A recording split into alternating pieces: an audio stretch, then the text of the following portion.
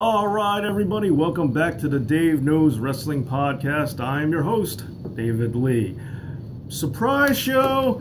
All right, I got you a bonus video earlier this afternoon for the Screwjob, and we had a Screwjob video yesterday. Hey, what is up, Jay? And also doing a special live stream today. Thank you for the thumbs up right away. You're the best, Jay. So, just going to be doing a quick one. I'm still going to be on tomorrow, so don't worry about it. Hey, whoa, what is up, 13-year-old Smark? So still gonna be on. Thank you for the thumbs up. I'm going to be here tomorrow as well, but just thought I'd give a special live one today. I was going to do this show from Montreal, but schedule did not work out that way, so here I am. So I figured I might as well just do a quick one. Thank you for the thumbs up. You guys are great. Hey, what is up, John? What is up, Dylan? Or is it Dylan? Hi, C122H122. Formal. Good morning, Raymond. Thank you for the thumbs up, guys. So yeah, just going to do a quick show today. Very brief. Going to cover a lot of stuff tomorrow, but just wanted to see things. Raw Reflex, hey, what is up? You said it right the first time. I know, I was kidding. I was from Chappelle's show. Dylan. It was a joke. All right, so now, as I was saying, I was originally planning. Thank you for all the thumbs up, man. Man, you guys are good. How does one have amazing perspectives about the pros and cons?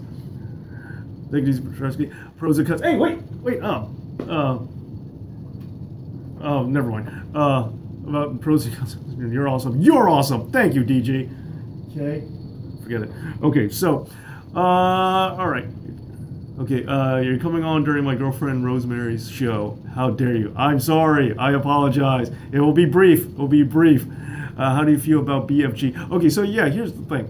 The Big Friendly Giant? What you talking about? So the thing about it is, as I was saying, I was originally planning to actually do this show live today from Montreal, so I figured just do a quick one anyway, even though I'm not in Montreal, I'm still back here in the studio. And the other thing so that didn't work out, but it also changed because I thought, one of the very first videos I did, I launched 3 videos for this channel at the same time. Lazy. I launched 3 videos at the same time when this channel started. And one of them was the what if about the Montreal Screwjob, Austin and Brett. And that was just Austin and Brett. It really wasn't much about the Screwjob. But in the year and change that I've been doing this channel, I got tons and tons of backlash from people apologizing about Screwjob apologists, talking about how the Screwjob was good, it was great. No one was really like, hey, what is up, Cade? And it was mostly negative comments, just one after another. So much so where I had to I just couldn't believe how many comments I would just get on it. And it was one of the it was one of the highest viewed, it still is one of the highest viewed videos I have. And just constant bombardment. Not much in the way of not a lot of positive things about the video. Mostly just people saying that I'm a screw job. How dare I dislike the screw job when it was important? Don't let me in with those guys. Oh no, I'm not Arthur. The question is, what would have happened if the screw job never happened? Yeah, that was my question too for this video. The screw job trolls. Yes, exactly. The screw job apologist. So I made these 2 videos, and with the 20th anniversary being today and being right now, I figured I had to acknowledge it. Something, right? Most people didn't acknowledge it in any way. A lot of other wrestling channels, no one's really talking about it. It's not that big of a deal. It's like it was a big deal to me, and that was it, and no one else seems to care. Stinger, if you were a wrestling manager, who would you like to manage? Good question. So I made these 2 videos because I said, okay, number 1, I'm going to get this out the way. I'm going to finally, because I was tired of responding to the same exact questions over and over again.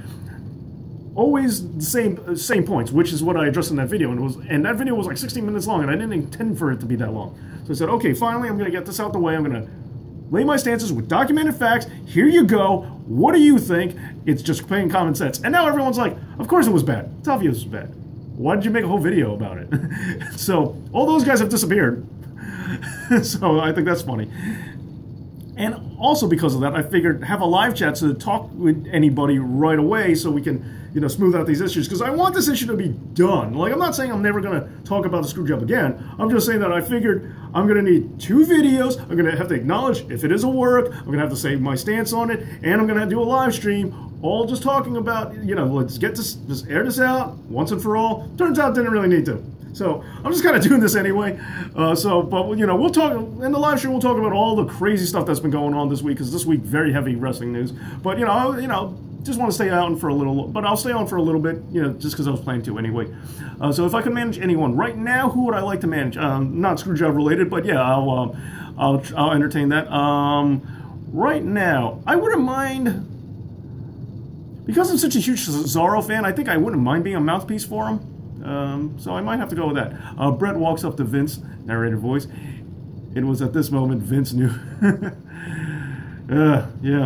Soon as the screw job happened, I just left my friend's crib, most emotionally conflicted, mile-long walk in the snow ever. Wow. All right. Yeah. And thank you for the thumbs up. Thank you for the thumbs up, guys. Yeah. Thank you. You guys are great. You guys are always great with that. And plus, also the other thing about being on a late night show here is, hey, Jenna, is that a lot of people who aren't normally around for a live stream can be here now too. So that was the other cool thing. Here's the thing. You know, I'll be honest. I'll confess time. Perfect confession. When I was kind of young, like I was a teenager when the screw job happened, and I didn't know it wasn't working. I thought it was. I remember seeing it. I'm like, what? He's gonna what? He lost in his own move? That's I was furious. I was really mad. And then my friend pointed out. He said Brett didn't tap though. And I was like, what? What kind of nonsense is that? And we're like, oh, okay. I guess they're doing a thing. And we were like, oh, I guess Brett's leaving tomorrow though. So how could they be doing a storyline? We couldn't figure it out. Like, we just didn't know what was going on. But I just assumed they were doing a thing. And then, you know, when Vince started talking about it on Raw, I still thought they were doing a bit. I'm like, oh, this is how they're writing Brett off of TV. I guess you can't just make him disappear. They have to explain it somehow. So it took me a while before I thought it was an angle the whole time. And I know there are a lot of people now who think it's a work, but at the time, it took a good chunk of time before I realized, no, this is for real. If it is. Then you'd have to put up with Sheamus and his crazy self. Oh no, I'm splitting that tag team up. That's the thing. If I take over for Cesaro, I'm definitely splitting. I'm gonna bury Sheamus on the microphone. What if the screw job didn't happen in Montreal?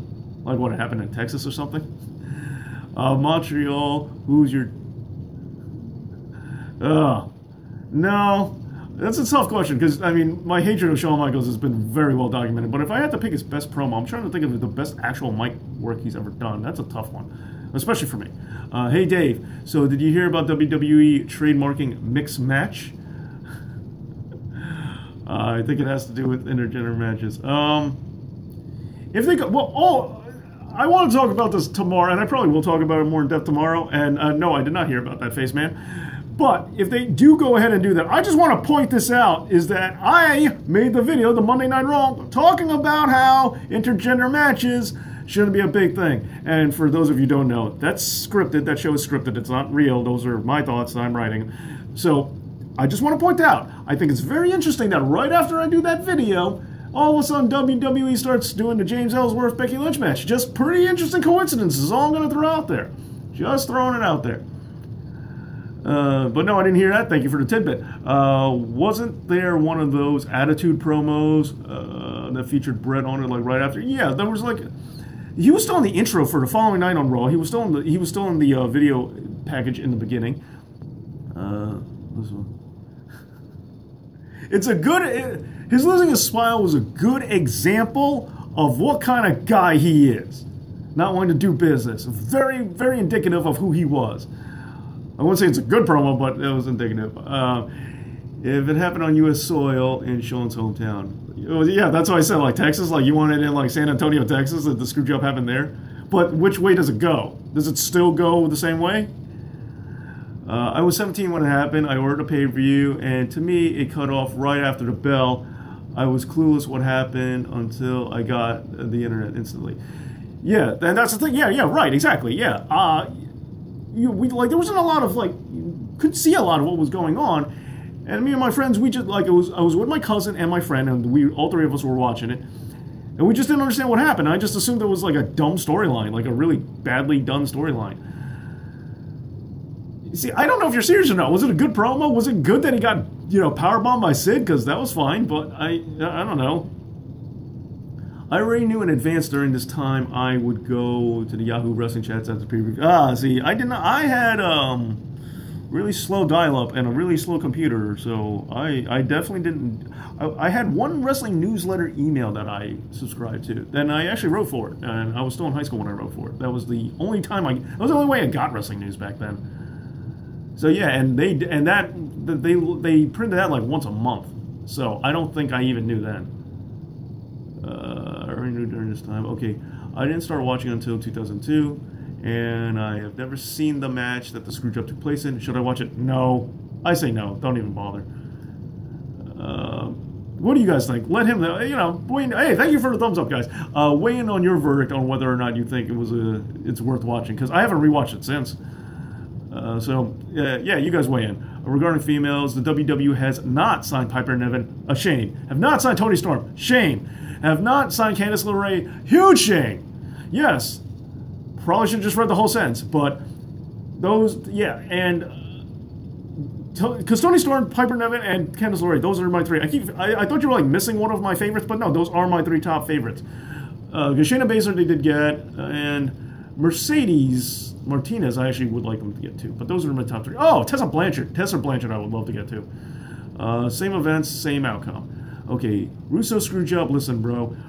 Sting comes down from the rafters and pushes. It's your tats. So, man, that would have been nice. When Shawn Michaels Super gave the Sweet Chin music to Sting, at WrestleMania 31, I almost threw up. But the internet wrestling community was small back then. Yeah, it was. Yeah, I was part of that wrestling newsletter. I didn't even know the guy. Like, it was like, I guess in a way it was a precursor to this, where it was a very small thing. I was putting my thoughts out on pro wrestling, but I was a kid back then. Luckily, Eli Drake can talk more than Obama. Neidhart's send-off right after the Screwjob was probably equally, if not worse. Yeah, could it happen today in this day and age? Yeah, I think it could. I think it absolutely could. I live in Montreal. My best friend was at the show and told me he was confused what happened. Yeah, and that's where I was at watching it live. Yes, just to see it. Okay, no, not watchable, not again. Yeah, I feel you. I mean, I can't remove my emotional disdain for the match from it, so I could never gauge it from what it was. I do remember just watching it, but I do remember watching it live the first time. It was just like a paint-by-numbers match. It didn't seem anything more special, or for the two of them, it's better than like a Roman Reigns paint-by-numbers match, but it didn't seem all that, important to me one way. It didn't seem different to me one way or the other, and then the ending happened. So, as I said, I don't think I'll be able to remove myself from it if I did watch it again. Maybe Vince still does believe in women's wrestling. It doesn't seem like he does. And Vincent Kennedy McMahon keeps Jackson cannot wrestle. She has nothing on paper. See, that's the thing. Now Nia's kind of getting into like face mode. But what I really wanted was I wanted Piper Niven there because I thought she was like a big girl who could run against Nia Jax and Tamina, because I think Tamina and Nia both work really solidly in the heel department. Nia's kind of getting over as a face, so maybe that could change. But I thought it'd be, and Piper has to be a face, so I thought it'd be nice to see a squeaky clean baby face that you could see being a legitimate threat to Nia. Whether she wins or not, it's a different. It doesn't matter booking, but that's how I want to see it. I've been watching wrestling since the early 80s, even in the days when fans would write in wrestling, use new groups. The Screwjob match was a tad long for my taste. Okay. Showed up late. Can you cover why are we still worried about the Screwjob? Ah, ha, ha, ha. Not worried. Just, I was saying that I planned this whole thing from all the comments that I've been getting in the past year and a half over the subject, so I thought I would have a lot of explaining to do. Turns out I don't, so I'm just here going through the motions of what I was doing. I pretty much agree with you on the Screwjob, Dave. It screwed Brett over, but yet in the back of my head it could possibly be a work, the greatest of all time. Yep. Everything is better than Roman Reigns. I've been thinking about this. I'm not sure Jinder Mahal is, or Baron Corbin. Those are my two things. I think you should watch the Montreal Screwjob just for historic context. I think that's fair. That's worth noting. Natalya is getting screwed at Survivor Series. I wouldn't be surprised. Like, how could they not bring it up? How could they not talk about it? And other YouTube channels, I'm surprised how much it doesn't come up on other YouTube channels. But apparently I'm the one stuck. You can't. Well, mentally, if I'm stuck in 1997, it's really not a surprise. Piper's so much better than Nia Jax. Yeah. Oh no. Whoa. Piper is a way better wrestler, in my opinion. Nia Jax has grown on me, but yes, Piper Niven is a very good wrestler. I like Piper Niven a lot. So yeah. To make that clear, the night it happened, we argued about it until Raw the next night. Yeah, I feel you. Yeah, where were you? This is turning into like group therapy. Like, where were you when the Screwjob happened? People always say the previous generation is better than the current. Even the old school wrestling fans hated the Attitude Era, and the previous generations were better than them. Yeah, you know, my friend Sean is the same way. Like, he hated what WCW was during the boom period. He hated the Attitude Era, and I get it. I like the Attitude Era. I like a lot of aspects about it. I like certain features about it, and I think they were done good. So I still like the Attitude Era. It's just I don't like the Screwjob, and one has nothing to do with it, and other than time period, they really don't have anything to do with each other. Nia's my girlfriend, not even in my dreams. Y'all better be careful. Hey Arthur, I hate to tell you this, but Ollie Davis on Wrestle Talk News and Nia. Just saying. Girls like Nia and Piper Niven will never be fully accepted until the Divas are gone. I'm not sure about that. I think times are changing. I could be wrong, but that's just what I think. Do you think the Screwjob protected WWF like Vince McMahon wanted? Not at all. Not at all. I think they got insanely lucky that they got Stone Cold Steve Austin and The Rock and X amount of people. And that guys like The Undertaker and Foley didn't leave. You know, how upset they were. Because it was notoriously bad for business. And we talk about that the Attitude Era did well. Well, what about the months between then? Perhaps WWF could have retaken the top spot from Nitro earlier. And it's not how much money they made during that time period. Maybe they could have gained even more. And as I pointed out in the video, again, like the new fans that they garnished didn't know about it because they didn't start watching until you gave the belt to Austin. And giving the belt to Austin, thank you for the thumbs up, by the way, is the key. And without the superstar that was Stone Cold Steve Austin, without The Rock, they probably wouldn't have anything. Byron Saxton has a creepy crush on Nia Jax. Watch the ride-along episode with her in it when she calls him. Was there ever an event in wrestling that was close to being as controversial as a Screwjob? Well, this is not the first one. Wendy Richter's Screwjob is there. Now, that's women's wrestling, so unfortunately it doesn't get as much press. But the Wendy Richter Screwjob is actually the original. So there's actually been a multitude of Screwjobs, and not just referencing the Montreal ones. There's been a lot of times. And the thing about it is, the Screwjob also came along at the right time because of the internet and being able to, and yeah, the internet was low, but it got perpetuated a little bit more and lives in our hearts a little bit more because we know these things. And as you can see by the lack of backlash, the fact that things have been going pretty positive and I haven't been having to justify a lot of stuff, we see that it's not even as big of a deal now as it was, 10 years. I don't think it was as big of a deal when it first happened, and I don't think it's that big of a deal now. I think like within the 10-year span was like the biggest time. It was when it was the biggest deal. But it kind of goes away. So who knows in time if anyone's going to care. By the 30th anniversary, if anyone's going to care anymore. But when you look at the history, there was a lot of controversial things that people have, like Hulk Hogan's first title win. Some of you may know this, but Vern Gagne, if Mylon was here, Vern Gagne was, the story goes that he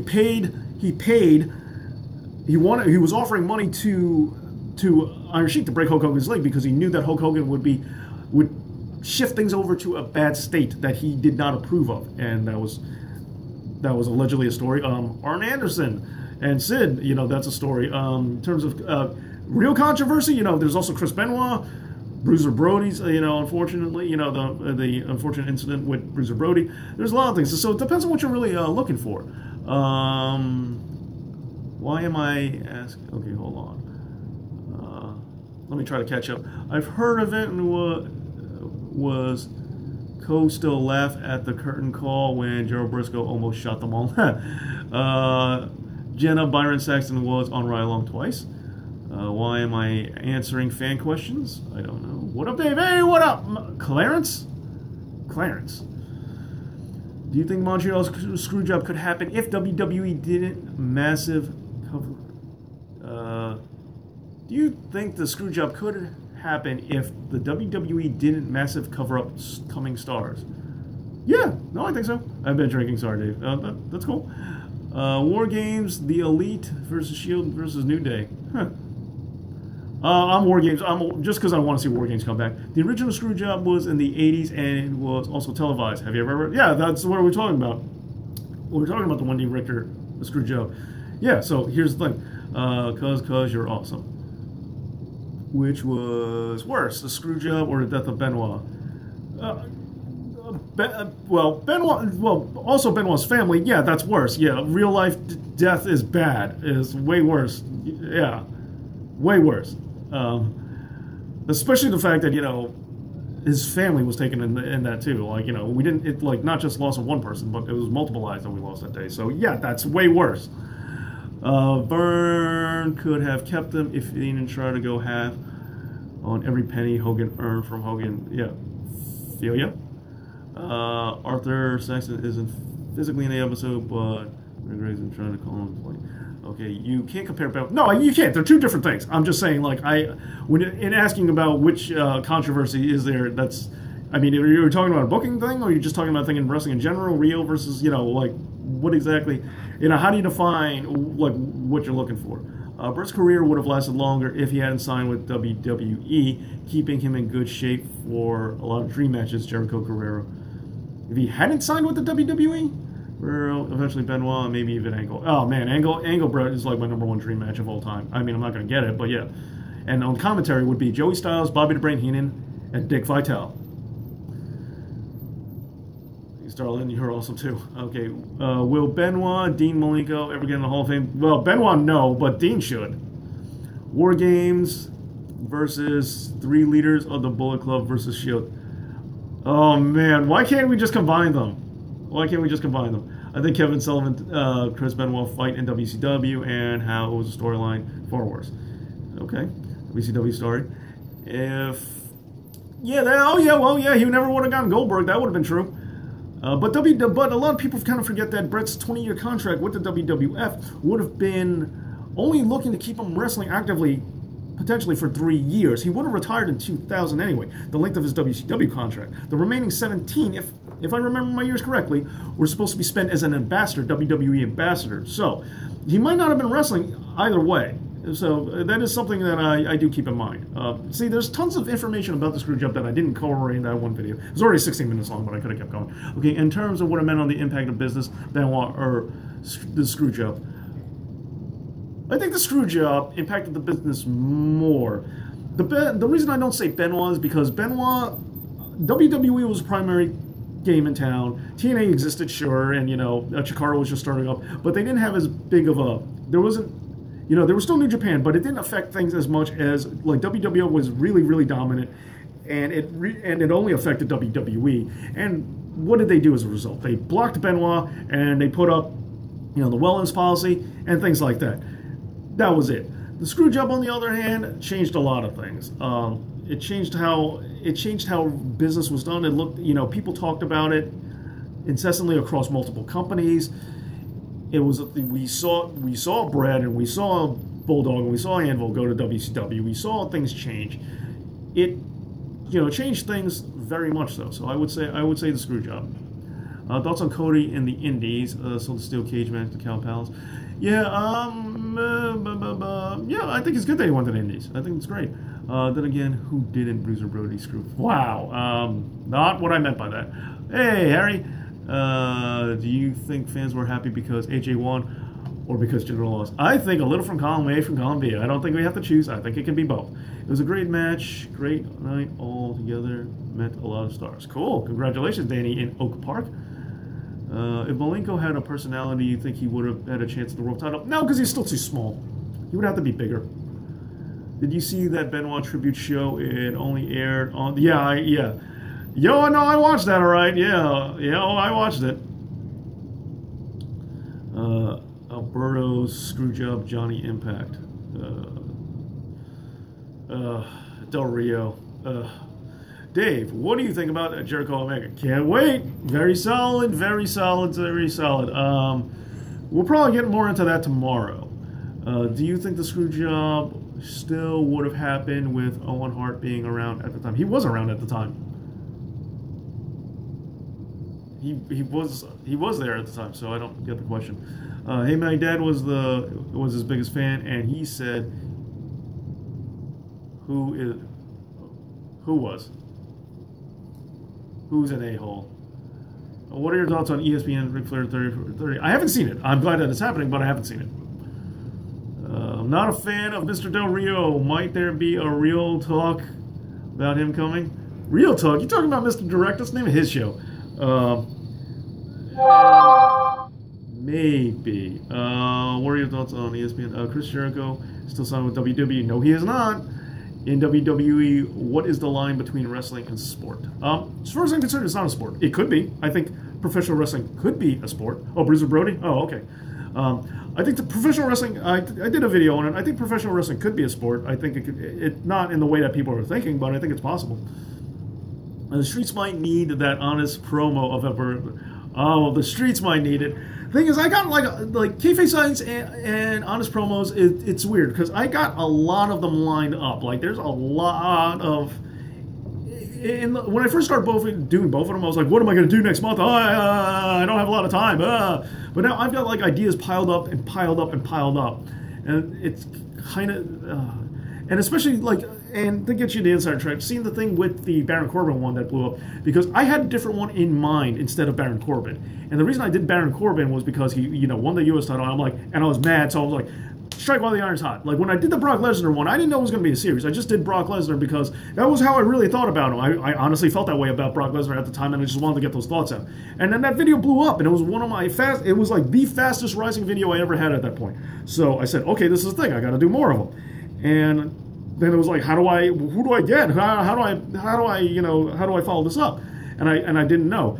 And then with Baron Corbin, when he won the U.S. title, and I knew he was going to, win gold sooner or later, but I was so fuming. I'm like, and thoughts came to me, and it just put the video right out, and there you go. And so now, I start getting wavelength. I know the mentality, or I know what I'm looking for, and I start going, man, this guy. So I kind of want to do more prevalent guys. Like I have an honest promo done, ready to go. It's supposed to be debuting Monday, but I might change it now because I got kind of an idea for someone else now, and who's prevalent, might be time related too. I don't know. What do you think, Evan Bourne will ever? Everything's moving so fast. Hey, Dakota, big fan of you too. Terrell Davis, maybe not honestly. Okay, Roman Reigns or Samoa Joe? Roman Reigns. Ryman Samoa Joe. Wait, what's the question? Who do I like better, or who do I hate more? I dislike Roman Reigns more. I prefer Samoa Joe. And okay. I just realized that. That game with Love the Sign Shifts. Thank you, Danny. I like them doing too, and I got a bunch lined up. It's like I got a lot of ideas for things I want to do. And I don't know. With the current schedule, I'm not sure because maybe once a month is not enough for honest promo. But at the same time, honest promos, I got tons of backlash from honest promos. Like people did not like the Scott Hall one. The Shawn Michaels one, I thought I was going to get a lot of backlash because a lot of people love him. Not that many people. Yeah, I got a couple people who defended Shawn Michaels, but not that many.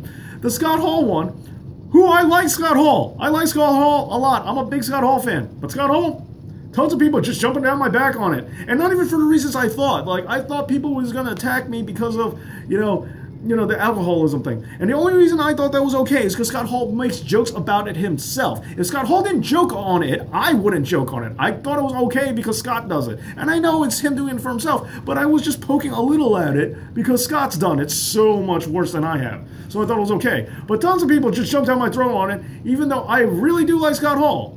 But then Baron, people had no beef with that one. So figuring out the formula for who to get for honest promos now, it seems that you got to get someone topical, someone who's doing something recently that gets a lot of attention, and you got to rip into somebody that is, for the most part, okay to rip on. Scott Hall, people like him. I like him, but puts him in a no-fly zone. You gotta go for the low-hanging fruit with honest promos. It seems that seems to be the way to go. Who do you like better, Samoa Joe or AJ Styles? Not even close. Like I barely like Samoa Joe now. I wasn't a big Samoa Joe fan for a while. Like I didn't like his NXT run for the most part. Didn't like his later TNA run. Ring of Honor Samoa Joe, which I think we're getting someone back to, is where Samoa Joe needs to be at. Missed got a whole few times, smelled like liquor cabinet, I'm sure, every time, but was super nice. Yeah, no, he's a good, cool guy. It's just my, like, it was my thing. Like, just on his promo, like, I wanted everybody to get a turn in the barrel, but now it seems like you just gotta pick on the low-hanging fruit that's prevalent right at the moment. Honest opinion on conspiracy theories on the Screwjob. Like I said, I think it was legit, but I could see the argument for it being a work. I really do think it's legit, just because, as I did the video, all the things that people say why it's a conspiracy, there are a lot of holes in that logic. Like the makeup being fake on Vince for the punch. Vince would let Brett punch him. Like he just would let him do it. Wouldn't he? He let Kevin Owens headbutt him. This was 20 years ago. You'd think he wouldn't take one punch? One? If to sell that idea? Of course Vince would. And he would do it on air. He would let people see it. Yeah, that's just one of my things. As I said, I pointed out in the video. Can you name 5 wrestlers you wish joined WWF back in the 90s?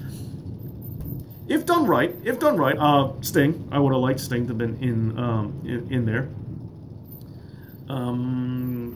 Kevin Owens. Kevin Owens, Bray Wyatt. I would have liked them just because, especially in the early 90s when being a big man wasn't like a plague like they treat it now, where they make you hit the gym and they want you to beat this muscle bound dude. Those guys. So I think like being a big man. Like the Berserker and guys like that. And so they wouldn't be judged for their build, but they could really wrestle really well. That would be great if they were there. Let me see. Other guys that I think kind of missed a boat. It's kind of hard. It's kind of hard to talk about that. Other guys that I wish I. No, that didn't work either. It's hard. I'm coming out with 2 names. I'm trying to think in time periods in either direction, past and present. Not for nothing, John Cena. John Cena might have been pretty interesting back in the 90s if, and my brain is going mostly towards the early 90s, but that wasn't bad.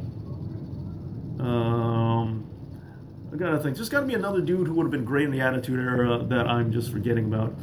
Actually, Dean Ambrose. Dean Ambrose wouldn't be a bad answer either. Dave Knows Wrestling just got on your channel. When did your collab with Brian about that? When did you do? We did that not that long ago. That just came out in October, so a couple weeks ago. Been hooked ever since. Thank you so much, and yeah, can't give enough props to Brian Zane and Wrestling with Brett.